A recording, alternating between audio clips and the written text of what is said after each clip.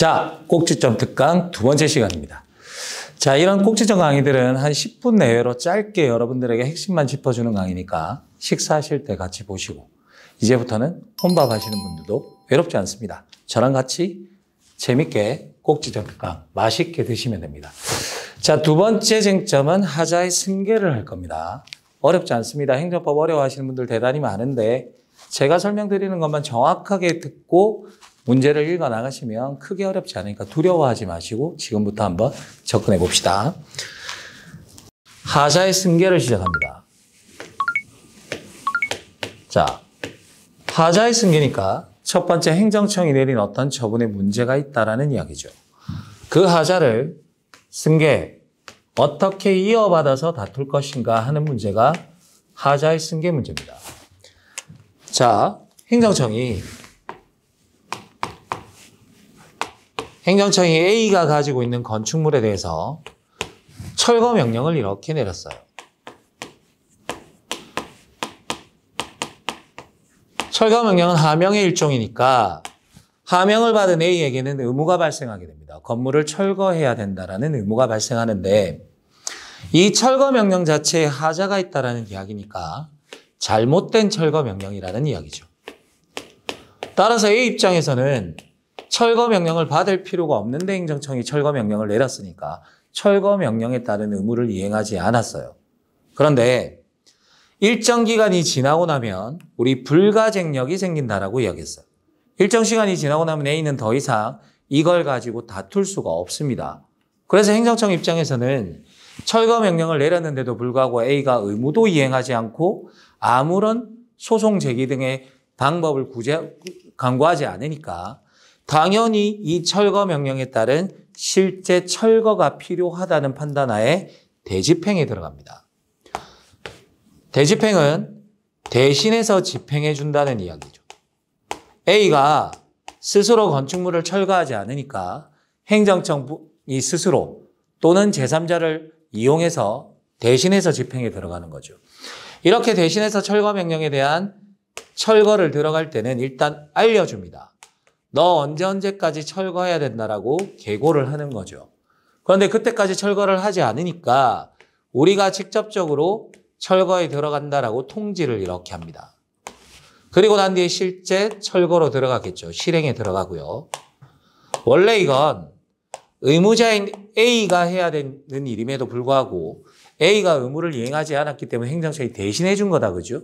그러면 당연히 비용은 A가 부담하는 거니까 비용 징수를 하는 단계까지 이렇게 4가지 단계로 대집행을 하게 됩니다. 그래서 대집행 절차는 개통, 실비 이렇게 4가지 단계로 이루어지는 거예요. 그런데 처음에 설명한 것처럼 분명히 철거 명령에 하자가 있다라고 이야기를 했죠. 그런데 이 하자를 직접적으로 다투지 않았기 때문에 A는 더 이상 다툴 수 없다, 불가쟁력이 발생합니다. 만약에 불가쟁력이 발생하지 않았다면 A는 이 철거 명령을 직접 다투면 되죠. 그런데 불가쟁력이 생기면 A는 더 이상 소를 제기할 수가 없으니까 철거 명령의 하자를 다툴 수가 없게 됩니다.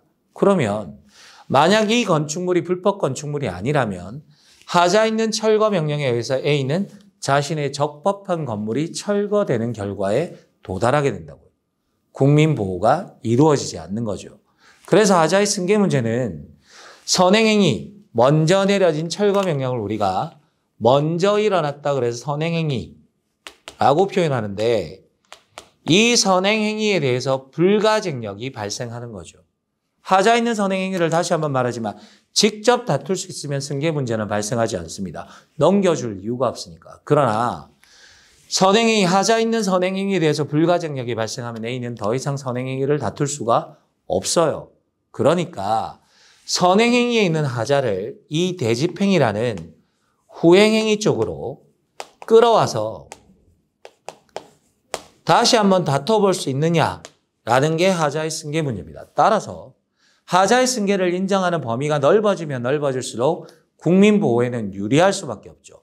더 이상 다툴 수가 없었던 철거 명령의 하자를 뒤에 시간이 흐른 뒤쪽에 후행행위에서도 다시 한번 다투면서 무력화시킬 수 있으니까 A 입장에서는 훨씬 더 국민보호에 유리한 거죠. 그런데 이런 하자의 승계를 모든 행정 영역에 다 인정할 수는 없고요. 일정한 제한 하에서 인정할 수밖에 없습니다. 무조건 하자의 승계를 인정해버리면 행정청 입장에서는 행정이 동일성을 가지고 계속성을 가지기 어려워질 수 있기 때문이죠. 그러니까 꼭 필요한 경우에만 하자의 승계를 인정하게 되는데 이 하자의 승계를 인정할 때 하자의 종류가 무엇인가에 따라서 또 달라집니다. 첫 번째, 이 하자가 바로 무효사유다 라는 경우가 있고요. 취소사유에 불과한 경우가 있습니다.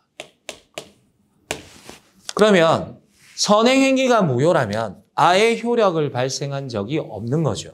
그러면 아무것도 존재하지 않는 선행행위를 기초로 한 후행행위도 베이스가 없는 거니까 존재하지 않는 거죠. 그래서 선행행위가 무효일 때는 후행행위는 무조건 효력이 없습니다. 그러면 선행행위의 무효인 하자는 후행행위에 대해서 100% 승계가 이루어집니다. 무효인 경우에는 100% 승계가 이루어지기 때문에 더 이상 말할 필요가 없잖아요. 무조건 100% 승계가 이루어지는데 우리가 그걸 다툴 이유가 없죠. 그래서 지문은 뭐라고 말하냐면 논의의 실익이 없다 이렇게 말합니다. 논의의 실익이 존재하지 않는 거죠. 그러나 취소할 수 있는 행정행위는 기본적으로 공정력이라는 게 발생합니다. 선행행위에 취소 사유가 있다고 하더라도 A가 일정 기간 동안에 유효하게 성립되고 있는 선행행위를 다투지 않으면 그걸 믿고서 법률관계를 맺은 사람들이 있기 때문에 법적 안정성에 문제가 생기죠. 그래서 취소 사유가 있는 경우에는 두 가지로 나뉩니다. 선행행위와 후행행위 사이에 동일성이 있다. 동일성이 있다라고 판단이 들면 그때는 승계가 가능한 거죠.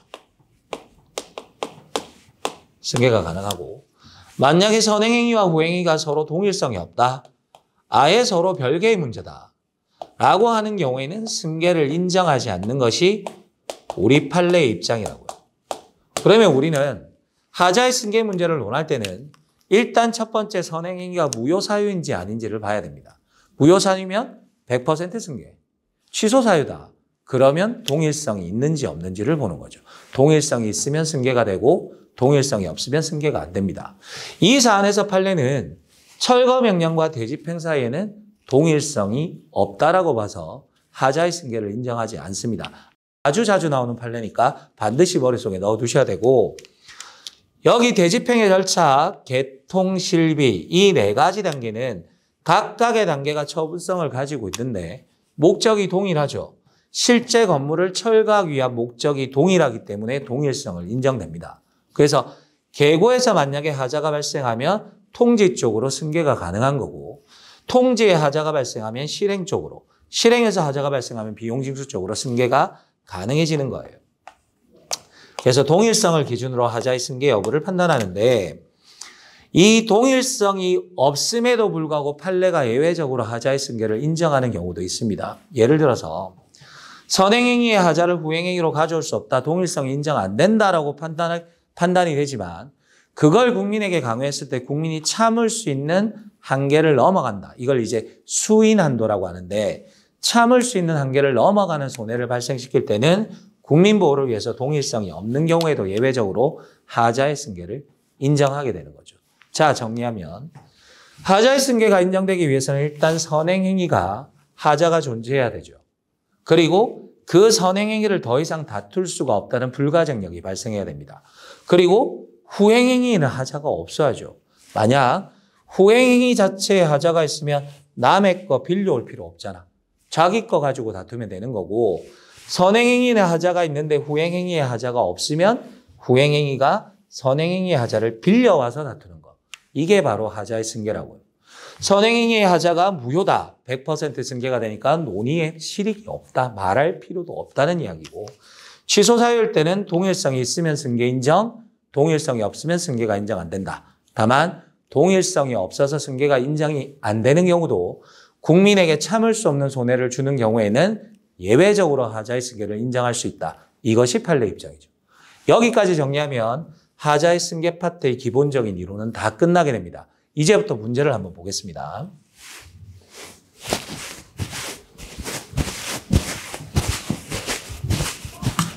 자, 하자의 승계에 대한 설명으로 옳지 않은 것은 자, 행정법은 설명을 들을 때는 되게 쉽게 느껴지는데 막상 지문을 보면 그 지문에서 말하는 게 용어가 어렵기 때문에 얼른 안 들어오는 경우가 있어요.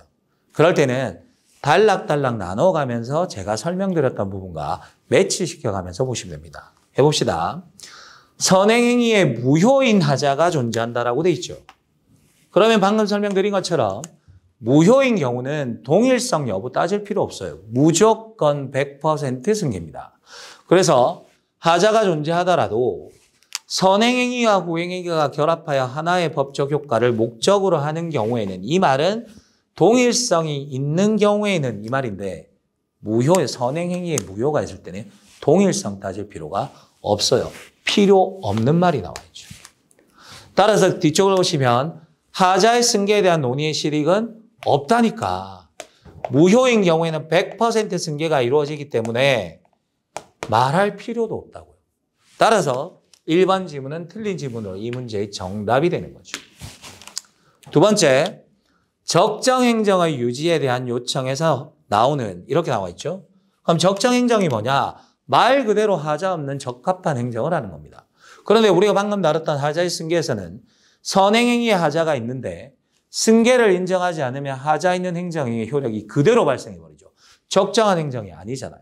그럼 적정한 행정을 만들기 위해서는 선행행위의 하자를 후행행위 쪽으로 끌어와서 다툴 수 있도록 하는 게 하자의 승계 문제거든요. 하자의 승계를 인정하면 아까 이야기했던 것처럼 국민 입장에서는 선행행위에 불가증력이 생겨서 더 이상 다툴 수 없다라고 포기할 수밖에 없었던 나의 권리가 후행행위에서 다시 한번 다퉈볼 수 있게 되니까 국민 보호에 아주 유리해지는 거죠. 따라서 국민의 권리를 보호하고 구제하는 범위가 더 넓어진다 그러면 맞는 지문이 되는 거죠. 세 번째 지문 봅시다. 자, 3번 지문을 보시면 선행행위에 대해서 불가증력. 아까 선행행위에 불가증력이 발생해야 선행행위를 다툴 수 없으니까 승계 문제가 발생하는데 발생하지 않았어요. 불가증력이. 그러면 선행행위를 직접 다투면 되죠. 선행행위와 후행행위가 서로 독립하여 각각 별개의 법률 효과를 목적으로 하는 때에는 이 말은 동일성이 없다라는 이야기입니다.